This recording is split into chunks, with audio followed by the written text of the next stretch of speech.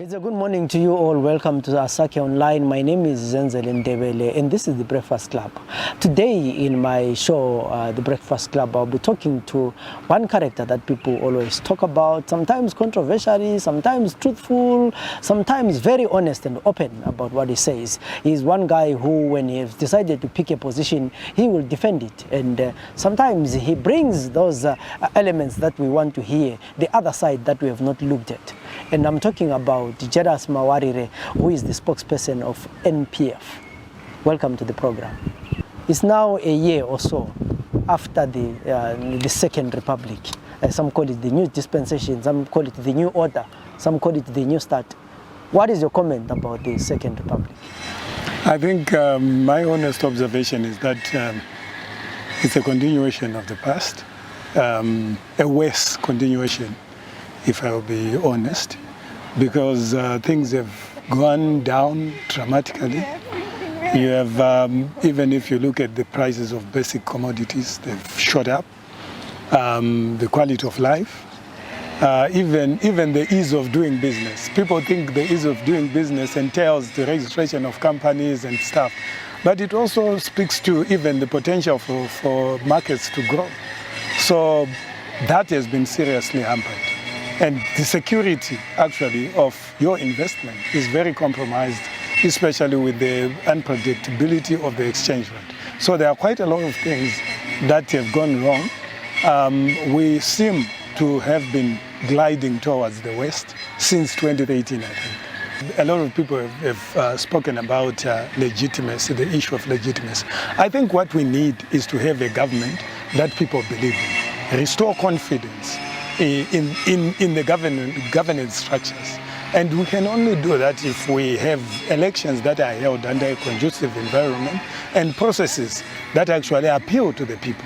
So if we don't have that, I think the most troublesome or the most critical thing that we've had as Zimbabwe is disputation over our elections and the processes thereof. So if we don't seek to redress that, then we are not going anywhere. And the major problem actually has been the involvement of the army, the involvement of the military in government, in the state, and in partisan politics, which is outlawed by the Constitution, by the way. The Constitution doesn't allow the security sector to participate in partisan politics. But we have actually, by the benefit of the coup minutes that the so-called command element produced, we are now informed that they embarked on the coup, they staged the coup in order to rescue ZANU-PF from an imminent electoral defeat. So if we have that situation, I don't think we'll have enough confidence in any government that comes out of such a process. And once you lose confidence in government, you have a spiraling effect on the economy, in business, and even in the social sector. People tend to lose confidence even in themselves. I think the first thing as political parties is to mobilize among ourselves, to have a common view of the problem that we have. Unfortunately, at the stage where we are, we don't have consensus that the problem, the most pertinent problem that we have in the country is the participation of the military, because there are some people who believe that we are just posturing, we are just spewing out propaganda. But I think if we mobilize and we conscientize ourselves, we conscientize more political parties so that we begin to see that the elephant in the room is the participation of the army in the elections, then that's when we can then also seek assistance, I think, from international, regional and international bodies. Because I don't think we can tackle that without the support of SADC, without the support of AU, and I think to some extent the UN. I know that the involvement of the military is not something new. It happened during Mugabe's era. What can we do to make sure that the security sector is actually not involved in the running of the politics? Yes, it has been. It has been. I think what just changed on the 15th of November is that they went then into the forefront and they blatantly declared. But it has been. It has always been the case. I think even if you look at the Gukurawundi massacres in Matabeleland and Midlands provinces, that operation was a military operation but targeted at opposition political players. So it has been involved. You go back even to the liberation struggle, because the same players who were Zanla and Zipra, who were military wings of those two political parties, they were involved in mass mobilization, which was the political side and also the military side. So they conflated that. Then they didn't actually, when they formed the Zimbabwe National Army in 1980, separated the politics from the military. So since the liberation struggle, since the first bullet was fired, some say in 1963 by the Crocodile Gang. That's what some researchers are now telling us, that the liberation struggle started in 1963 as opposed to 1966. So since the 1960s, there has been that military factor within our politics. And it seems we have never actually had the will to confront it and say, fair and fine, it was okay during the liberation struggle, but when we formed the nation state, let's separate and build a national army, an army that saves all the people. Because mind you, not everyone is ZANU-PF, or not everyone is ZAPU, or not everyone is NPF. Because I think the sum total of registered members of political parties might be less than 2 million. But we have more than 5.7 million registered to vote. So we have people who are in the majority who are not members of political parties. So if we have the military now favoring one political party or the other at the expense of more than the 2.7 million or the 3 million that are not aligned to any political party, then I think it's unfair and undemocratic. During the GNU, there was the issue of the security sector reform, where people were saying we need to align our security sector reform. I mean, do you think that is possible? I think it's possible where there is will, and if we have enough support from the region, from the AU. Because if we manage to convince SADC and manage to convince the AU, manage to convince the UN that's the problem that we have, I think we can have necessary platforms where this can be negotiated. And I think the only way we can do that is out of serious negotiations. Yeah, you are talking about the issue of legitimacy, but ZANU-PF argues that they won a 2/3 majority, and therefore there's no need for legitimacy. I think legitimacy is not derived from just declaring yourself a winner, but it's derived from the integrity of the process that eventually declares you a winner. If you are hungry and you break into a shop and eat, the end result is that you get satisfied.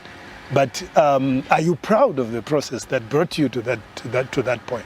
So it's one thing to talk about winning an election, but it's also another to win an election through a credible process. So the process is as good as the result that it produces. NPF is involved in the talks that are going on now, the negotiations. Why did you choose to become? I think one of the ground rules is that.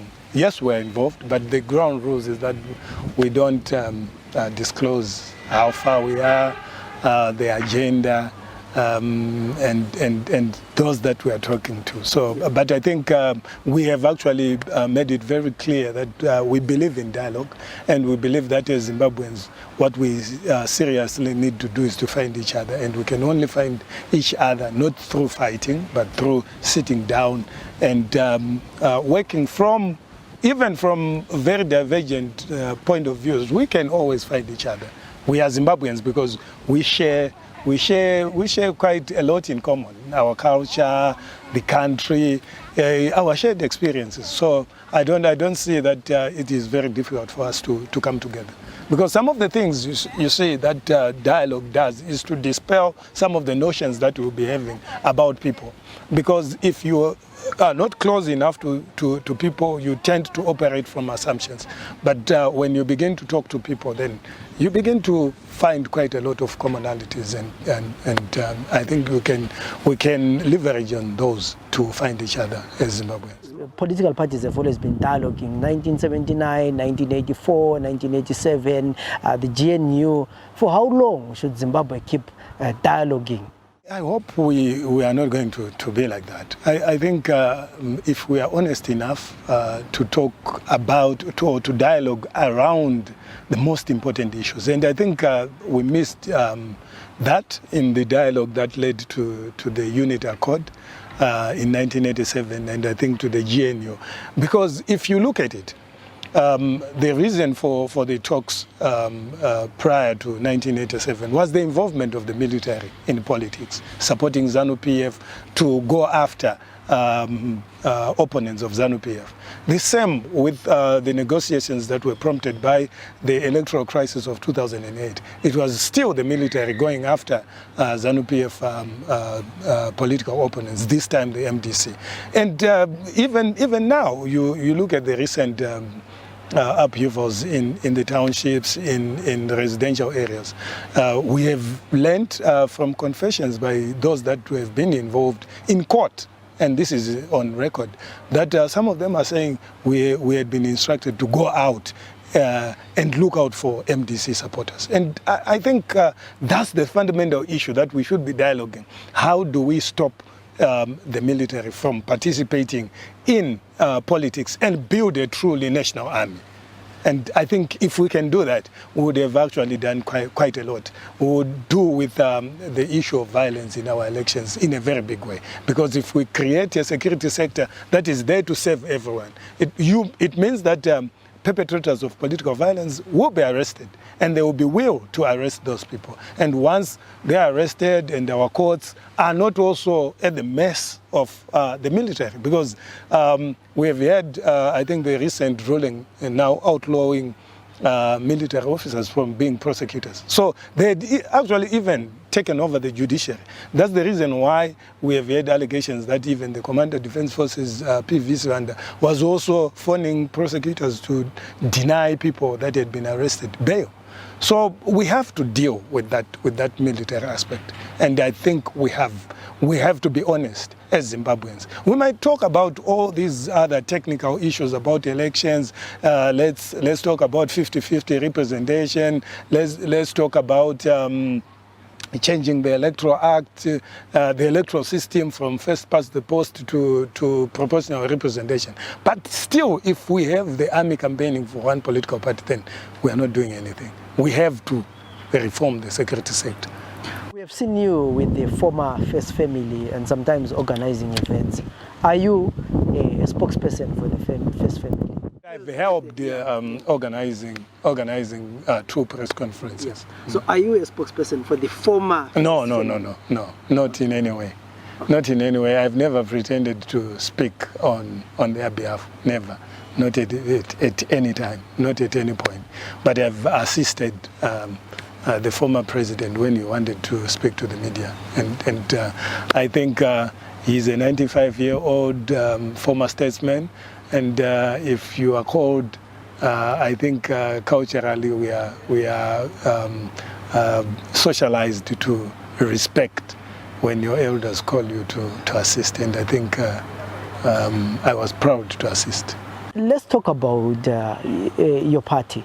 You know, there was the talk of the split after the elections. You know, what's going on? Do you still have a party? I think what people would try to describe as a split was our decision to expel Ambrose Mtineri in June before the elections. So that decision, we made it before the elections, and we have maintained the same structure until now. But there are a lot of very wide consultations that we have embarked on, and I think we are building a very formidable political party. NPF definitely is going to be stronger than what it was when we contested the 2018 elections. And watch the space, you will see. So you are definitely contesting the 2023. Yeah, and I don't want to preempt, but I think we'll be stronger, and we might end up contesting for every available seat, every available political office. You are described by people in different ways. You know, some call you a CIO. Are you a CIO? No, I'm not a CIO, but I've heard those allegations, and quite funny enough that some of this accusation was buttressed by the fact that at one point in time I've been very close to Professor Jonathan Moyo when he was expelled from ZANU-PF, and I actually lost a job because I had been considered to be too close to Professor Jonathan Moyo, therefore a CIO, and it didn't make sense to me then why someone who was close to someone who had been expelled from ZANU-PF therefore become a CIO. Your relationship with Professor, you know, it's a funny one. Sometimes you're friends, sometimes you fight. Tell me about it. You guys, are you friends? No. I think we have managed to work together on particular projects, and I think I respect his points of view. He's a strong character. I'm a strong character as well. So I'm not one person to be pushed into anything that I don't believe in. He also is one person that you can't push into anything that he doesn't believe in. So I think that's the hallmark of our interaction. So at times we see things differently, and I don't think it's out of this world. I think that's what it happens when you really believe in what you believe in. At times you choose to be different and to see things differently, even from those that might have been very close to you. If you were to meet him today, what would you? No, we'll greet and say, how are you, Sekuru? Tell us about the 2013 electoral court challenge. Why did you go to court? That one is it's in the public domain. That my major argument was that we had come to a position in time where it was technically impossible to have an election according to the Constitution. After the 2nd of May 2013, it was technically impossible to have an election according to the timelines that were prescribed by the Constitution.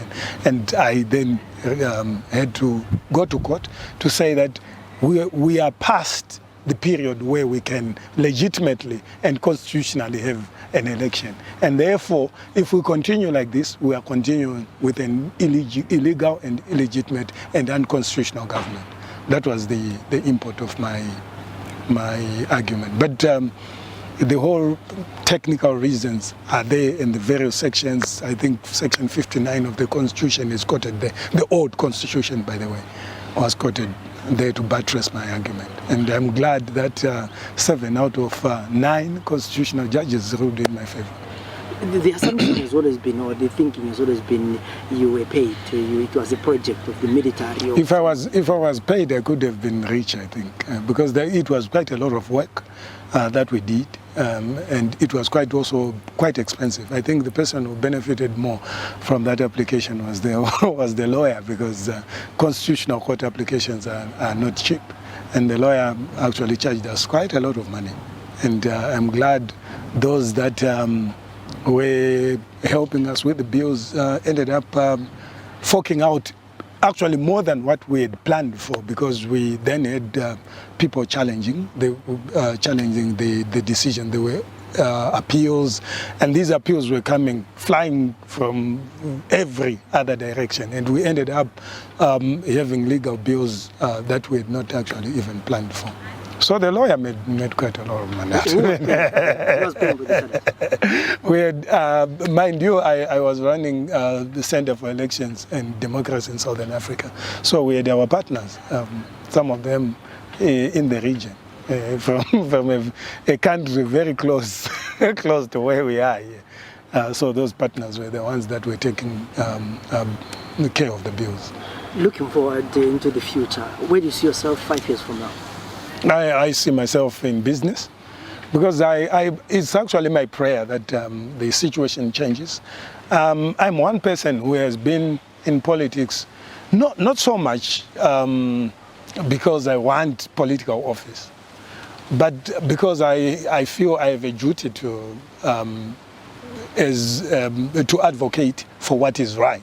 But what I believe in and what I do on a daily basis is business, and I believe that if the environment is conducive to doing business, some of us will never even have these kind of interviews with us because we'll be somewhere eating proceeds from our businesses. Because my passion really is in business, and particularly in advertising and in the transport business. Yeah, I mean, I thought basically would say my 5 years I'll be contesting the elections. So you're saying next year, I mean, in the next election, you were not like to see you contesting for any. I would like. I believe I'm old, and one of the key issues that we are pushing is to have a lot of youngsters actually contesting for political office. So if the party has enough youngsters, I will gladly support them. I'm not one person who is actually very eager to get into parliament because I know the constraints that are there. The amount of time, you are penalized for missing consecutive sittings. But as a businessman, I spend most of my time traveling China, Dubai, India. So I consider that political participation as a sort of an inconvenience to my business. I would love to do business quietly if the situation is conducive, if the economic environment is conducive. I would love to do business, and I have a lot of ideas that I want to do. I also want to go into horticulture. It's one of the projects that we want to do. So I would love to spend more time there than in politics. Where do you see Zimbabwe 2 years from now? I don't want to sound like an alarmist. I would love to be an optimist, but not a dangerous optimist. I think if the efforts that are being made by political players, by the church, it seems there is that general consensus within the polity that we should be talking. And if we're honest, if those that are involved, especially the political players, I know the church, I know the civil society, most of them are honest in their call for dialogue, but I'm not so much convinced that we are on the same page, especially with political players, because political players normally think when you begin to talk, you begin to dialogue, some think that you are trying to negotiate them out of power. But I think if this momentum is appropriately harnessed, we can see maybe a change for the better. There you have it. That was an interview with the spokesperson of NPF, Jealous Mawarire. I know a lot of you have always had a lot of questions you wanted to ask if Jealous was a CIO, if he was the spokesperson of the former First Family, why he was involved in the 2013 election petition and all those kind of things. He managed to talk to us and explain some of these issues, myths and misconceptions. I think we now have a better understanding of the issues, but I also like the fact that he said they are part of the dialogue and they are preparing, the rebuilding their party, and going to 2023, they will be a very formidable force. So that means we are already looking forward to 2023 to see who will be contesting in the elections and who is joining and who's being deployed or who's crossing the floor from one party to another. I mean, that's what we are there for, to give you the information, to talk to people that matter and people who are in the news headlines, to give you their own perspective. My name is Zenzele Ndebele. Till we meet again tomorrow, have a good day.